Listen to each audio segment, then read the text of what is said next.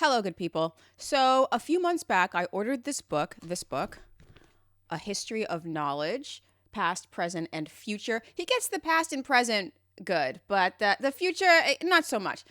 That is beside the point. This is by an author called Charles Van Doren. Now, a lot of the older viewers may know that name. I didn't know that name when I first bought the book. I didn't know that name until I finished the book. I bought it because of the reviews, because of his credentials. He had edited for the Encyclopedia Britannica for 20 years. So my Goodreads summary of the author, which I do before I purchase a book, it checked out. Totally checked out. Okay, order the book.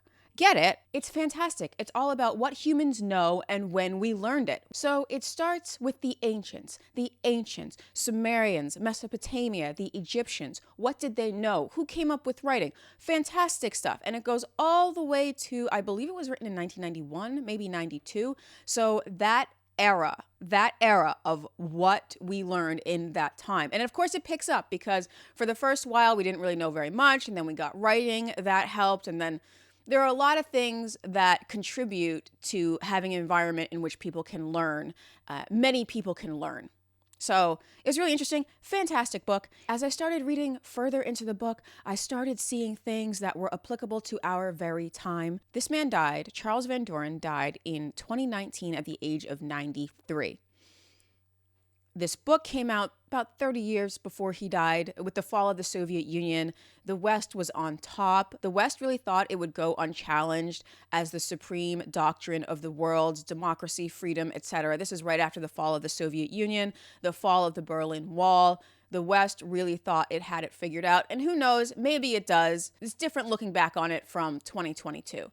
Regardless, I thought this book was fantastic. I saw a passage about World War I. I wanted to clip it, and I did. So I clipped it, and then I go on Twitter to post. And I see that people have posted all kinds of things about this person. Someone had said Joe Biden was the Charles Van Doren of presidents. Someone had said that Mark McGwire was the Charles Van Doren of baseball. And I'm like, wow, I didn't know Mark McGwire was that learned. You know what I mean? I didn't know that he had read so much. Like, he's a brilliant baseball player. I thought that he got in trouble for cheating. Okay, here I go down the rabbit hole. Apparently, that movie Quiz Show is about this fella. And I didn't put it together. Because there's a lot of names. I'm going to put it all together? No. The movie Quiz Show. Do you remember that movie? 1994. Robert Redford directed it. It starred Rob Morrow, John Turturro, Ralph Fiennes, Paul Scofield. Do you remember he was from The Crucible? We covered The Crucible ad nauseum here. I love that. Hank Azaria. I love Hank Azaria in everything he does. So that famous movie from 1994 about the quiz show scandals, that's this dude. I was like, oh my God. So I put 1 and 2 together. And of course, I went down a secondary rabbit hole as if the entire history of knowledge from 5000 BC to 1992 wasn't enough. I went down the secondary rabbit hole, which is, what about this author? What about this Charles Van Doren fella? Whatever became of him? Because at the end of the movie Quiz Show, I will refresh your memory. The quiz show scandals of the 1950s were basically, television was a new medium. The American public was trusting. This was before the presidents started lying to people. This is before Congress constantly started lying to people. There were carnies. There was entertainment. You know, it's not as though everyone in the United States had always been honest. It simply isn't true. We kind of have this nostalgia of the 1950s that, you know, these were just innocent babes. And that's coming off the Second World War. I won't go into it, but yes, there were carnies. Yes, there was vaudeville. There were dishonest people, but that hadn't really permeated the mainstream yet. But the medium of television sort of allowed these things to seep through. And these shows were so popular. They were so popular. Have you ever heard of the $64,000 question? That was one of the more popular ones. What Charles Van Doren got in trouble for was the show 21. And the premise of the show 21 is 2 contestants are locked away in soundproof booths, and they have to get to 21 points by answering questions correctly. Now, even if they lose, if they get absolutely nothing, they still get $1,000 for showing up. And $1,000 was a lot of money back then. Okay, so $1,000 in 1956 is worth $10,893 today. So that was a lot of money. Now, if they did well and they actually won the match, they actually won the competition, they could walk away on the first day with $9,000. So think about that. That's like $100,000 in today's dollars. That's a full year's pay, 2 years' pay for a lot of people. The average, I think it's over 2 years' pay. That's quite a lot of money. So there's a lot on the line. And the people at home, too, they're working for a fraction of this. So everybody's invested. Everybody's watching. Only had 3 networks back then. So everybody was caught up on these quiz shows. It was like a national pastime. I watched the 1992 PBS documentary on this, and it said that the papers were printing the scores from the quiz shows as if it were the baseball scores. That's how popular these were. So everyone's having a good time. Everyone's making money. And the hosts are making money, the camera people are making money, the contestants are making money, the sponsors were really making money. Geritol was the sponsor of 21. But these sponsors at the time didn't have commercials the same way that we do now. You actually had sponsors directly sponsoring a TV show. So Geritol got all of the money from 21. Their sales increased by so much. It was definitely worth it for them. Now, where is the scandal? Everyone's making money. This is fantastic.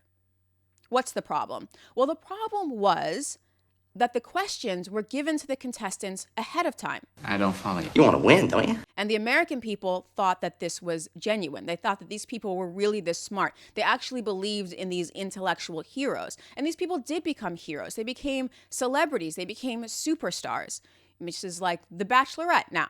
I couldn't identify a bachelorette to save my life, but there are a lot of people out there who could say that so-and-so is the bachelorette in this season, and this person is now a superstar. And the people, the American people at home in front of their TVs, thought that these people knew all of these random things, these bits of trivia. Catherine Howard. Right, and what happened to her? What happened to her? Trivial knowledge, whichever. And it just wasn't the case. The producers were asking them questions that they already knew the answer to, or they would rehearse them with them earlier. Now, they tried running an honest game. They really did try running an honest game. The first episode of 21, they didn't give anybody the answers, and you know what? It was boring. There was no conflict. There was no suspense. Nobody knew anything. It was an embarrassment for the producers. It was an embarrassment for the contestants, and it was awkward for the studio audience and the host. Geritol called up the producers and said, I do not want a repeat of this. So what does that mean? I don't want a repeat of this. It means fix it. Make sure this doesn't happen again, or we're taking the money away.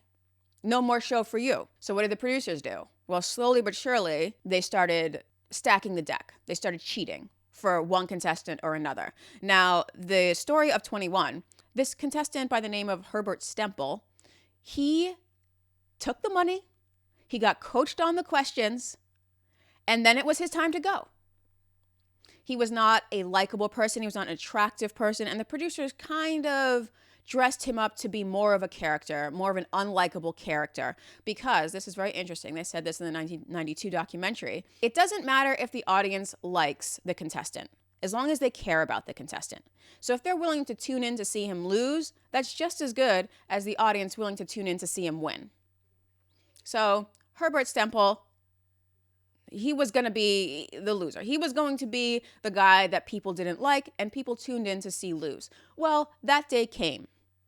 That day came and he lost to Charles Van Doren, who is actually a legitimately brilliant man and came from a brilliant family as well. The Van Dorens, his father was a poet, his mother was an author, his uncle was a historian who had won the Pulitzer Prize for a biography on Benjamin Franklin in the 50s.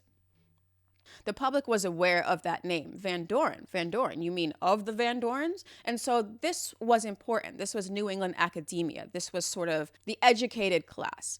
And so it was America's golden boy. What happened in the movie is not exactly how it happened in real life. So in real life, they actually had a few games that ended in ties. And then Stempel was asked to lose on this question, who won the Academy Award in 1955? The answer was Marty. He knew it was Marty, and he was told to say on the waterfront. Well, okay. He didn't want to go out on that question. He could have, in the booth, just said Marty if he knew it, but he had accepted the money from before. He was in on this whole charade, so he didn't. So he knew the answer was Marty. He said it was his favorite movie. He's like, don't let me go out on this question. I know it. But they had him go out on this question. He feels to embarrass him. There were sour grapes. The producers had promised him or implied that he would get a panel show after this, that his television career would continue, but he simply was not likable as a person. And he says that this is because he was very Jewish. They made it seem as though it's because he was very Jewish in the movie. They kind of played it up. When you see the documentary in 1992, he didn't come off as so much that as he did in the movie. So in the movie, he got mad at Charles Van Doren for this. And really, the villain in this is the producers. The producers said you go out on this question. Charles Van Doren had no say in this. And whether or not he got a panel show, Charles Van Doren, I'm sure, didn't even know about this deal. Regardless, Herbert Stempel took his frustrations out on Charles Van Doren because he probably epitomized everything that he didn't like. He came from a good family. He was considered attractive in the day. He's not a looker. Ralph Fiennes is a looker. Charles Van Doren, whatever. But apparently he got hundreds of marriage proposals from being on the show. You know, mothers wanted their daughters to marry someone like this, just a clean-cut, humble intellectual. Herbert Stempel, upset by all this in the movie. It shows that he squandered his winnings. He got $70,000, and we looked it up, and it's something like, I can do the calculator on my phone. Money calculator, please. Herbert Stempel's winnings comes to $70,000, which is $750,000 right now. It's like $760,000 that he got from this. From cheating, by the way. He did cheat. He was complicit. And he squandered it almost immediately. So he was upset. He thought there'd be more money coming. It wouldn't matter what he did with this money. There's more on the way. Well, there wasn't more on the way. And so he went to the press. And he went to the DA in New York. And he said, look, these people are not on the up and up. And a lot of people just ignored what he had to say because how do you know? It's like running into someone you know at a brothel. What were you doing at the brothel? Can't snitch on me because what were you doing there? So he was complicit in the scheme. There was a New York grand jury that was convened to hear about this. And here's the problem, because it's not illegal, or it was not in 1956, illegal to cheat on a quiz show.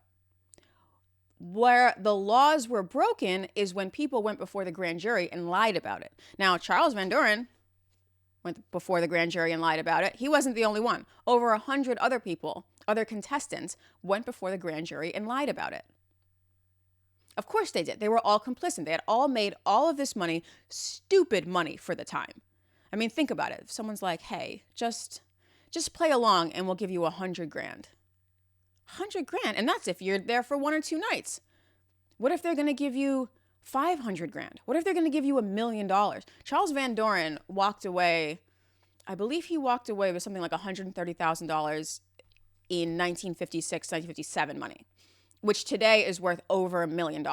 So we're going to give you over $1 million, and you just have to play along. Very few people won't take that deal. And very few people didn't take that deal, as we know, because most people lied to the grand jury. And they were like, hey, no, of course I got this money, honestly. Do I have to give it back? I got it, honestly. Don't make me give it back. Okay, I bought a house. I have a family now. I can't give this money back. So they lied. They all went to the grand jury, and then they lied. Except for Herbert Stempel. Herbert Stempel did not lie. He kept with his story, which was the truth. Now he chooses not to lie. When he's getting the money, he's fine with lying. But afterwards, he's like, I am an honest man. I'm like, get out of here. It was sour grapes. Fucking rat. Anyway. He is a rat. I mean, he's portrayed this way in the movie. He's portrayed unlikably in this movie. And he obviously was, because you went along with it. There was this one guy who didn't, and it was from a different show. I believe it was from the show Dotto, and he was a minister. And as soon as it was revealed, was it Dotto? There was a lot of quiz shows. Reverend Jackson, a now destitute Colorado preacher, won $4,000 on the $64,000 challenge. It was a con game, that's all. Scam, from start to finish. People started to take Herbert Stempel seriously after it broke about the show Dotto, where a contestant was actually writing down in a notebook the questions that she was supposed to answer, which is stupid because you don't keep your questionable activities in a notebook. If you don't want someone to find out about something, you don't take careful notes. And this is why I think they should have kind of screened these people first, because you can't just take any old intellectual off the street, any old smart person. They might not be down. Get Paulie from The Sopranos. He knows what's up. And he could remember things. I'm going to cut this out. But the most admirable characteristics of gangsters and mob people who are competent is their ability to remember things. Because you can't keep your shady activity in a notebook. Come on. This is like 101. That's why we can't get any good crimes going these days. Everyone writes everything down. Luckily, nobody reads anymore, so that kind of evens it out, but nevertheless. Anyway, on the show Dotto, this one contestant was keeping her shady activities in a notebook, and one of the stand-in actors went and looked and was like, "What's in this notebook?" "Oh, it's all of the answers." Goes to the press. That opens the door to the other quiz shows, opens the door to $64,000 question, opens the door to what Herbert Stempel had to say. Herbert Stempel had already told everyone what he had to say, and nobody cared. There was no corroborating evidence for what he had to say, and he was a bit of a loony. Sour grapes, he had a lot of issues, and he was going to a psychiatrist, which in the 1950s, you don't want to let people know you're going to a psychiatrist. Now it's accepted. Now it's encouraged. Back in the day, not at all. Not at all. Anyway, this breaks it open. There's this major grand jury. Everybody lies to the grand jury except for 2 or 3 people. And then the evidence for the grand jury, all that testimony, is sealed.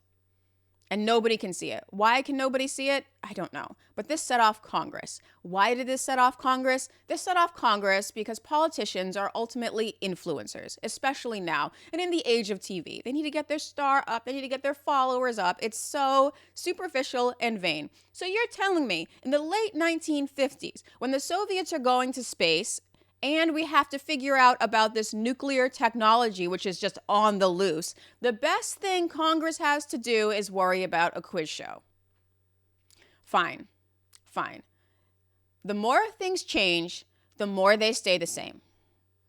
That's all I'm going to say about this congressional hearing. So there's a hearing before Congress. Everybody watches it. Some people still lie before Congress, but some people, including Patty Duke, this girl Patty Duke, she initially lied, and then one of the senators said, "Is that the truth?"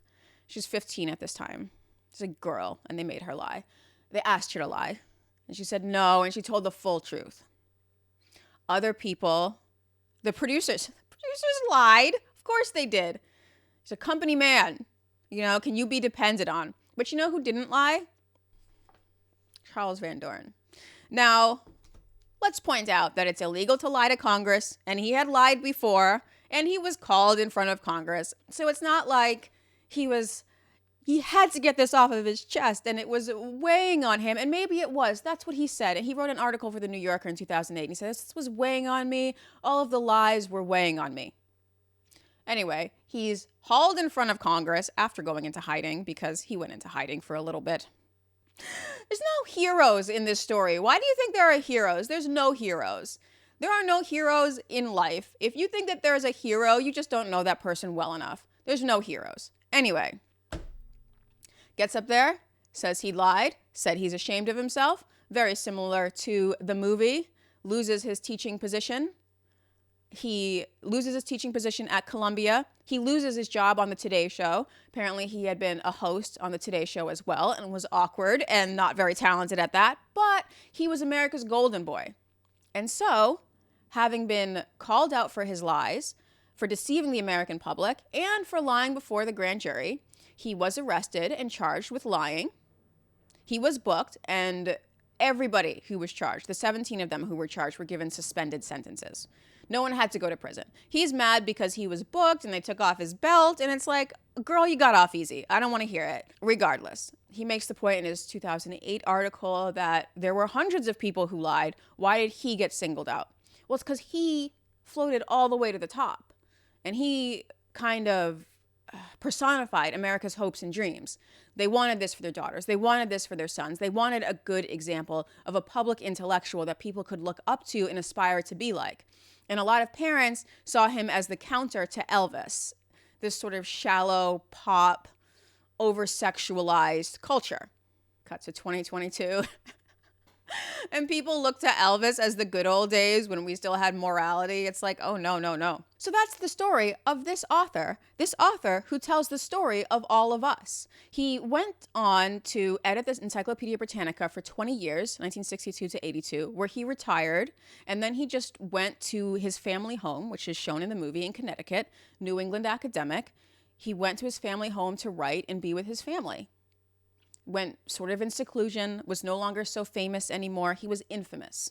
People could recognize him. And it's sad because I think that if this hadn't happened, he could have gone on to be a more respected public intellectual in the 20th century. It's not that we lacked any in the 20th century either. I think they did not understand that TV was show business, and they thought that TV was just another form of communications, maybe like the telephone, except speaking to a lot of people instead of one. So lying over the TV, well, that's just as bad as lying over the telephone, perhaps. I don't know. I try to put my mind into the mind of a 1950s person and see what they were thinking. Now, the producers didn't think that they did anything wrong. They just wanted to make an entertaining show that people would watch. And initially, Charles Van Doren, he didn't want to take part in it. He said, why can't I just compete honestly? Because he was already quite a brilliant man anyway. He had a master's in astrophysics. He had a doctorate in English literature, which is what he taught at Columbia University. He's like, well, why can't I just participate? And they said, no, it would be boring. And if we do this, if we entertain people, give them their medicine with a little bit of sugar, then they'll be more likely to love education, to love learning. So in doing this, you can spread your love of learning. And he clearly loves learning. So he went along with it. See, it's not that every man has his price. You just have to present it in a way that appeals to him. See, Charles Van Doren, the money wasn't everything. He's willing to pass up the money, but could he pass up the opportunity to bring education to the masses, which is something that was desperately needed at the time? Everybody needed to get smarter so that we could have a space program, so that we could compete with the Soviets, even though we were demolishing the Soviets and still are. They're not Soviets anymore, but we're demolishing them even more now. So is it okay to sin for the greater good? What would you do? What would you do if somebody said, hey, look, I'll make sure you get $1 million,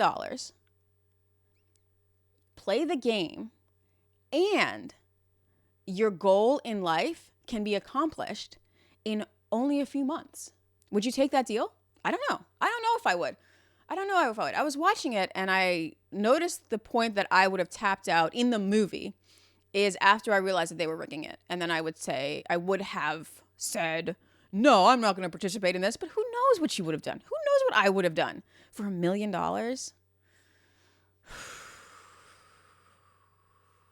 Now, the sad part is that over the course of his life, if he had become more famous and less infamous, then he could have sold more than $1 million worth of books. Actually, Joyce Brothers, psychologist Joyce Brothers, she got her start on one of these quiz shows. And they actually tried to sabotage her to get her off, but she was on the up and up, and she didn't pull the Herb Stempel thing where she didn't know the answer of a question she knew. So she was on the up and up. She got her start on one of these quiz shows.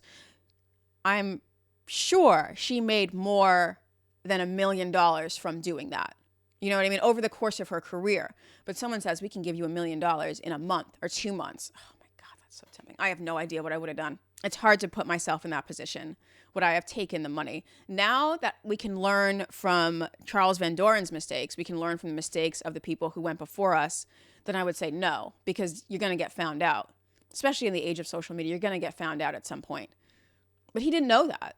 This was uncharted territory. So he took the money and kind of became a social pariah. He got a good job at the encyclopedia. I'm not going to say the encyclopedia is not a good job, but come on. So all that to say, this is a brilliant man who embarrassed himself, embarrassed his family, disappointed the American people, all of the American people, which is a feat. I don't even know if you could do that now with the technology the way it is. Like, you can disappoint 2-3% of the American people, but it's going to be hard to disappoint all of the American people. He disappointed all of the American people. And then he went and he hid away for many years editing the encyclopedia, which made him able to write this book, A History of Knowledge. I cannot recommend this book enough. I think this book is fantastic. What is the thing that I wanted to... He basically goes over all of the major thinkers in Western civilization and what they contributed, from scientists to artists to kings. It's great. Only someone who edited the encyclopedia for 20 years would know that. And because he's a astrophysicist or trained astrophysicist, he knows about the science and technology. He's something incredibly beautiful, actually. The Problem of Life, page 328. He's talking about particles, which, make up atoms. So, he says, some of these particles are misnamed, for they are not things, at least not in any ordinary sense of the term. In effect, they are shadowy moving electrical charges, or tiny bundles of waves, or perhaps merely instantaneous solutions of partial differential equations, which come into existence and pass away in less time than it takes to blink your eye. It's beautiful. Absolutely beautiful. He says something very interesting, and I've heard a lot of other historians say this as well, but it's really a good way to think about things. He puts the he puts the two world wars, we've only fought 2 world wars, he calls them the 30 Years' War. It's a play on the original 30 Years' War. But he says that it was basically a 30 Years' War with an armistice in the middle because the two sides exhausted themselves fighting. And they didn't really come to peace. They were like, well, we can't fight anymore. It's the armistice of 1918. Can't fight anymore. Okay, I guess that's peace. I guess that's the same thing. Not really, because come 1939, now we're fighting again. So he says he refers to the first 2 world wars as the 30 Years' War with an armistice. And that's a really interesting way of looking at history. And we don't, because sometimes, especially in the 20th century, they're so close to it, or they were so close to it, that it's hard for them to take a step back and say, oh, this was the same thing. Oh, here's what he's talking about. He's talking about Freud. He says, one of Freud's explanations, men need war, he seemed to be saying, to work off the intolerable burden of civilization. The idea that civilization is an all but unbearable burden for most people, even Germans, was not a popular one in 1915, but at least it was some sort of explanation. The Germans, as well as all of their allies and all of their enemies, continued to act as if they did not want to be civilized throughout the first phase of the war. The strange thing was that in 1918, when the shooting stopped, no one seemed to want to return to being, or acting, civilized in the old way, nor have they resumed doing so in the last 70 years. That is what is meant by the thought that the great 20th century war had destroyed the high civilization Europe had known before 1914. The world in 1914, when he writes about the world in 1914, this chapter I think is really essential to understand, and I might do a whole video on this. So in the 19th century, Germany was the peak of civilization. And it was the peak of civilization up until the First World War. And then we started seeing these civilized people act in ways that was absolutely savage. So people had to then rethink what their definition of civilized was. Because, and we saw it in the Second World War, we really saw it come to home, is that this civilization, this process, this mechanization was turned on its head and made us more savage, made the Germans more savage. Being more civilized made them more savage. It's kind of a juxtaposition. It's like, shouldn't you be more civilized? But no, in the civilization, they actually become more savage. So I might do a whole video on that chapter. Oh God, we kind of went off on a tangent, huh? Let me come back to it. Yeah, I recommend this book to everybody. It's a great refresher, especially if we haven't gone over this stuff since like 7th, 8th grade social studies. And a lot of times people in the 7th and 8th grade are too busy flirting in class. They're too busy acting cool, trying to make friends, and they don't really pay attention to what the teacher's saying. And then later they come and say, oh, I wish I learned about this in school. It's like, you did learn about this in school. You weren't paying attention. You were being a disruption to all of your peers. That's why your teacher wrote it on your report card. I wish they taught me about this in school. They did. They tried. You didn't want to learn it. It's fine. Who cares? Who cares? We're all grown now. You can learn it now. No one's stopping you. Buy the book. Anyway, what he says about the ancients up until 1990, spot on. Spot on. He starts to go into the future. It's really interesting. I'm just going to have this one point because this is not a deep dive onto this book. I love it when people try to predict the future. I love it. So he talks about there may come a day when we all have a personal computer in our pocket. And he's saying, well, this personal computer, it might be like a helper. It's going to help you along. It's going to be like your coach. It wants what's best for you. What he didn't know and what he couldn't have anticipated was the internet. So this personal computer in our pockets it's a lifeline. It's literally a telephone to everyone else in the world. So it is not inherently good because people aren't. Now you just have a million people in your pocket. You don't have a butler that's looking out for your best interest. Woo! No, we do not. We have a lot of mind traps set for us on the internet. So what he says about PCs, what does he say? These may be called companion computers to distinguish them from the personal computers of today, CCs instead of PCs. The CCs of the near future will be as warm and fuzzy as we wish them to be. It will be rather easy to make them so. Turns out no one wanted to make them warm and fuzzy, huh? God, we're terrible. We are terrible. We are terrible. No, we made them bad and we made them evil and we made them deceptive. Just like these TV producers, Mr. Van Doren. And he says at the bottom, they may be called Nobots from no and robot, a name that is already being applied to computers that are able to learn and respond to the special needs of individuals. Nobots. That's funny. So he didn't know about the future. How could he? This man needs a cheat sheet. Clearly, he only knows about his time. He doesn't know about things that he doesn't already have the answer to. And that's okay. None of us do.